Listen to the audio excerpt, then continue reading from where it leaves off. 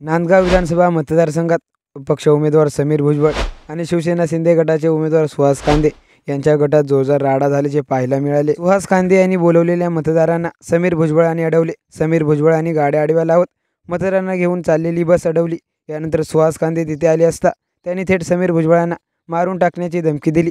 आज तुझा murder fix आहे असे सुहास कांदे यांनी समीर भुजबळांना संतापून म्हणाले। यामुळे नांदगाव विधानसभा मतदारसंघात मोठी खळबळ उडाली आहे। सुहास कांदेंनी आणलेल्या मतदारांची बस समीर भुजबळांनी अडवली। यानंतर समीर भुजबळ आणि सुहास कांदे यांचे कार्यकर्ते आमने-सामने आले। यानंतर मोठा राडा झाला। नांदगाव मनमाड रस्त्यावर हा प्रकार घडला। कुठल्याही परिस्थितीत मतदार जाऊ देणार नाही असा पवित्रा भुजबळांनी घेतला होता।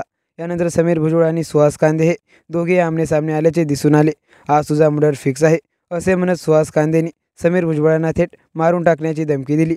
पोलिसांकडून दोन्ही गटाच्या कार्यकर्त्यांची समजूत काढण्याचा प्रयत्न करण्यात आला। काही वेळाने समीर भुजबळांनी अडवून ठेवलेले मतदार संतापल्याचे पाहायला मिळाले। आमचा वेळ वाया घालवू नका, आम्हाला मतदानापासून वंचित ठेवू नका। पोलिसांनो, आमचे आधार कार्ड तपासा, आम्ही बिहारी नाही तर याच मतदारसंघातले आहोत।